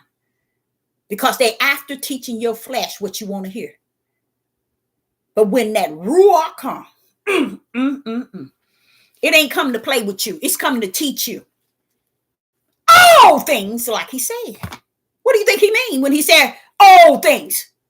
That means all things. Anything crooked, I'm going to straighten it up. Anything smeared, I'm going to wipe that bad boy up. Just so I can teach you all things. So those plagues were never for Pharaoh and they people. The plagues was for Israel. To see my Most High come from his throne because of the cries that they had. Look at me and what I'm about to do for you. I'm finna bring you out. And with the reason why you know they something wrong with them is the day death came to the firstborn. When death came and told them to put the blood on the post, and when death comes, you will pass you up. When you realize that next day, that morning, that all those children, all them people was dead right then, they still didn't get it. Israel still didn't get it. You see? That's how they are today. See? Don't tell me y'all ain't and then put up with y'all tales all this time. He's been dealing with a people like this since the beginning of time. Then you try to pull that bull crap talking about the first Exodus and the second one. What difference does it make when you don't know the right hand that brought you out the first time? How in the right's behind you gonna understand the second time the right hand gonna bring you out? You're not. You're not.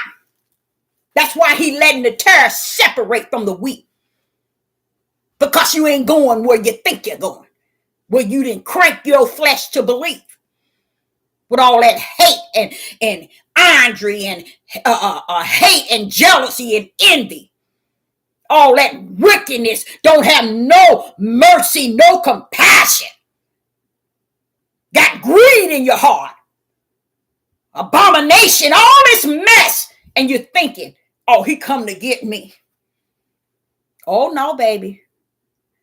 This ain't nothing like the first one. And I know they done preached that thing and taught y'all that thing all over the place. But you better go to Isaiah. You better pull up in Jeremiah. You better pull up in Ezekiel and hear what they had to say.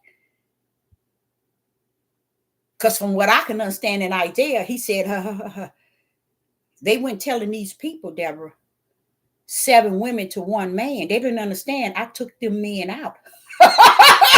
They too ignorant to understand why is it 7 women to 1 man. They think it's like the numbers as it is in the flesh on the earth.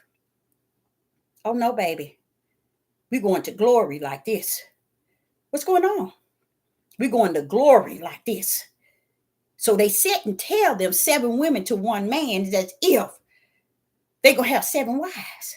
See how wicked and evil they didn't scope this thing? That's sad. Because you taking my Father righteous word and turn it up into all kind of pieces, and the people are eating what you turn up like it's a full meal deal. And all it is a plate full of lies. But their flesh is content. Their flesh has nobody could have told you that all those plagues wasn't for Pharaoh. It wasn't for Pharaoh and his people. Because Pharaoh would have let the people go the first day. So something else going on. What's the deal then? Why ain't you let them people go? Didn't you say you wanted the people to go? Aaron, Moses, come on over here. Go get them people out of here. Go get them people out of here. No, Let me go over there to Pharaoh. I'm going to harden his heart, Deborah. He ain't going to let him go. Because I'm going to stop him from letting them go. Why are you stopping them from letting them people go? Didn't you tell them to go tell the people to let the people go? Well, why are you stopping? Because, Deborah, I'm trying to show these people what I'm doing for them. He's trying to show Israel and Judah who he is. And they still couldn't see him. Even after he got them to the wilderness, they began to show up and show out really who they always was. You think y'all didn't know it? When I overheard the host of heaven was leading their tail out, I said, wait a minute, hold up, Father, y'all. You hold up, Father, y'all. Wait a minute, hold up, Father, y'all. Wait a minute, hold up. I hear on here the whole host of heaven led them out of here. He said, see that, Deborah? They don't teach that and they don't preach that. They don't give the people the light of who I am. I'm like saying, the whole host of heaven led them silly people out. See, y'all thought it was Moses and Aaron, didn't you? Sad. It was the whole host of heaven led their tails up out. Because it shows you they didn't have no sense. Why do I'm like asking the Father, why do the whole host of heaven have to lead? Well, Deborah, let me do this. I know what I'm doing. I said, well, Father, you got to hear that the whole host of heaven, what's going on? Oh, man, the right hand and poured out. What the rats is going on? See, he don't get no glory. He don't get no honor. That right hand came down with that power and nobody ain't gave it no power, no glory. You ain't gonna hear them preach it and teach it. You ain't heard no Hebrew Israelite. You ain't heard no church, no synagogue, no temple. They ain't gonna teach you that. You don't know nothing about the creator that sits on the throne that created all things. But what you want to know, because your flesh is only want to be limited to what it knows. Because it really don't want to know nothing. All they want to know is where I'm going to be able to go. Am I going to the promised land? Am I going to the eternal heaven? That's about it. When it really come down to being right with y'all, upright, just. Oh, no. It was a reason. See, nobody ever thought when he said the sower sowed the seeds. Now, somebody like me, how old was I? She was 22. So I was 42 years old, y'all. And I was teaching my aunt, because I let her stay with us. I was teaching her about the sower sowing the seed, because she had mentioned something to me about the sower sowing the seed. And as I was teaching her, the Spirit really bubbled up in me. And I began to say to her, I don't understand what is this problem with this sower. What's wrong with him?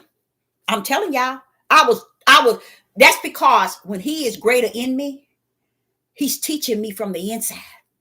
My flesh is trying to get it. Wait a minute, hold up, wait a minute, something going on. What's going on? And my flesh is like, oh, just bubbling up. But not my flesh, but my spirit is just bubbling up. He's teaching me from the inside, and my flesh is like, oh, wait a minute, hold up. Something wrong with this. Something wrong. My spirit is just excited. Because at that time, it didn't make sense to why there is a sower that's sowing seeds. If he don't know how to sow, why is he sowing seeds in the wrong places? It didn't make sense to me. You are not going to get somebody who works on a farm and they're going to be the sower of the seeds, and they got the seeds in all these wrong places. So I'm trying to figure out, who is this sower? They need to fire him. And my aunt was just, oh, y'all, she was just laughing. She would thought that was so funny. Because I said, don't you think so? I said, just look at this. I said, now why would this sow seeds in these other places? He should know better than that. And this is my flesh. And my spirit has got it. My spirit is just tickle pink. And my spirit didn't caught it. I said, wait a minute. This sower sowing these seeds, all this over here and over there and over there. Wait a minute. Why would he do that? It didn't make sense. It's like you saying you finna plant tomato seeds. And you're going to take the seeds and put them in the middle of the street. No soil, no nothing. You're going to put them right there. Or you got a whole brick stacked up in your backyard. And you're going to pour the seeds in your hand and throw them on the bricks. That didn't make no sense to me. Because I figured if he's a sower, he should know how to sow the seeds in the right places. But y'all, let me tell you, that Ruach pulled up and said, hold up, Deborah. I'm the sower. I was like, Wait a minute now. Hold up. Let me read this over again. That's what I did, y'all. I had to read it over. I said, but why are you doing that? Why are you sowing the seeds in the wrong place, Father, y'all? See, this is how he taught me. He taught me from a level where I dig so deep into what he's saying. I get so embedded. I want to know the truth of the whole matter. And he told me that was me. I'm the sower. I'm like, oh, Father, why would you do that? Why would you sow the seeds in the wrong places? He said, Deborah, you know what I taught you, what took place before the foundation of the world? I said, oh, that's it, ain't it? Yeah, that's what it is. See, so who you would think that if he is the sower from the throne and he's sowing seed, don't you think he know where he sowed the seeds at? See, we don't see him like that. Because we think he's got to be the way we say he is. We got to see him the way we want to see him. We got to feel and know him the way we want to know him and want to see him. Oh, no, baby. He don't buckle up to us. He don't buckle up, nor do he buckle down. He let me sit there, and my aunt was just laughing. She thought, and did y'all know I never did understand why she was laughing? Because I was serious. I couldn't understand that. That didn't make any sense. But then the Father spoke to my spirit. He said, Deborah, I'm the sower. I don't want to sow the seeds. And then when he taught me, he told me what took place before the foundation of the world. Then it all came like Transformers coming together. Oh, yeah. Now I know it. Now I know it. Now it makes sense. You see? So the same thing with Pharaoh. If he wanted the plagues to come up on Pharaoh,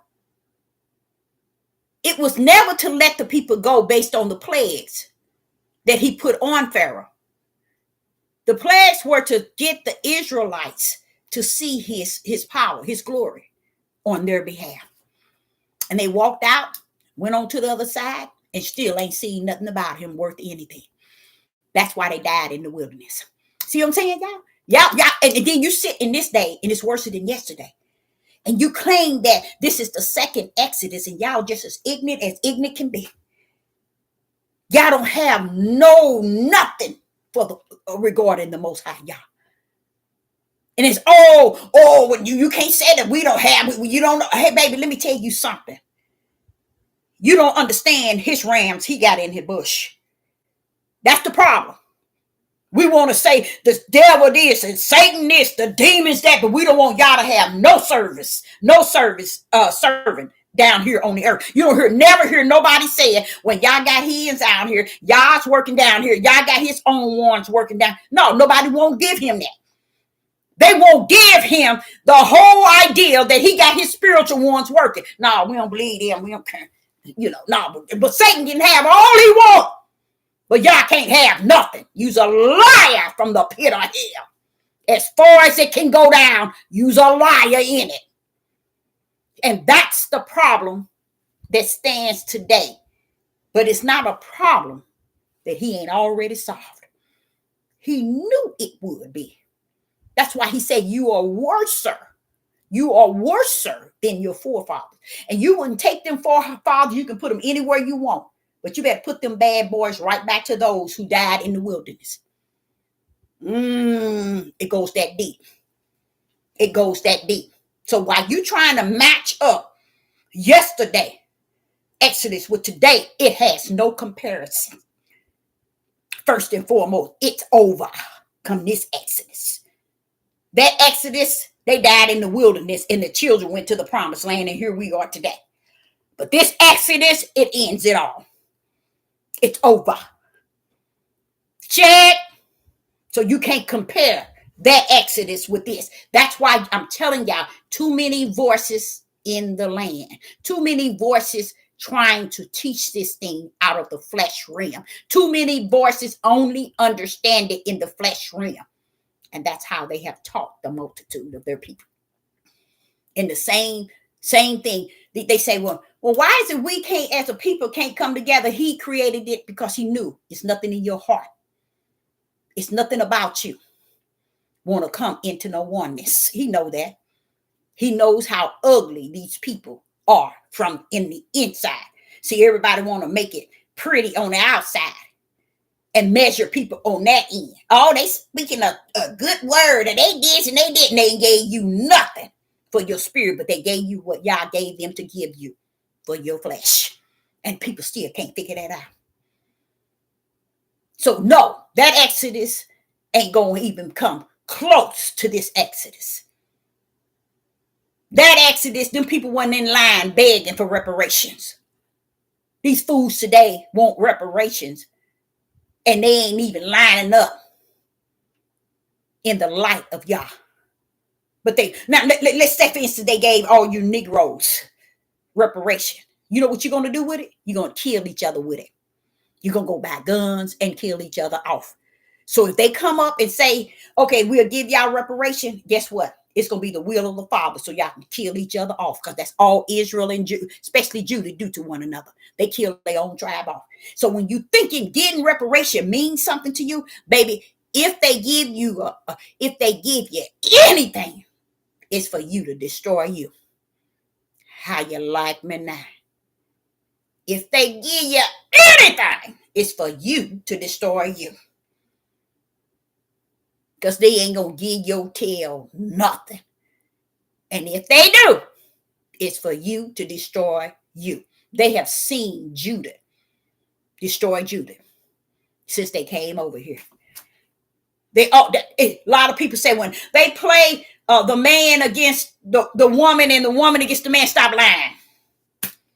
Y'all knew you before, way back. He already said the man gonna be against the women of his bosom, and the woman gonna be against the man. What part of that y'all don't understand? You still around here trying to make a reason why. No.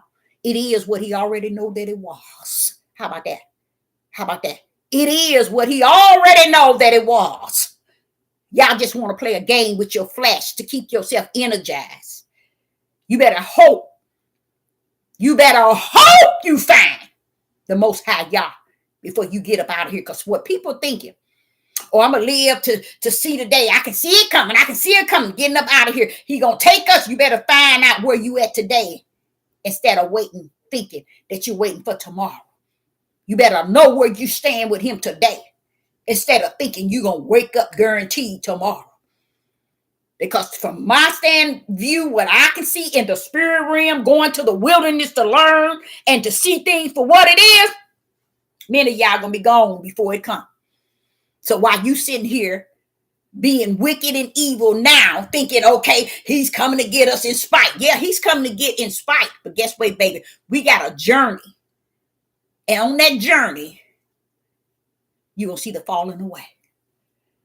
Until when they get to that top, up to Jerusalem, Mount Zion, there's going to be another nationality that's going to help us up to where we're going.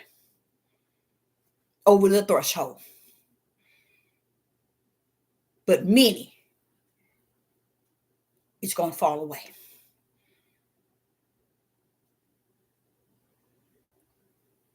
So tomorrow is not promised to nobody.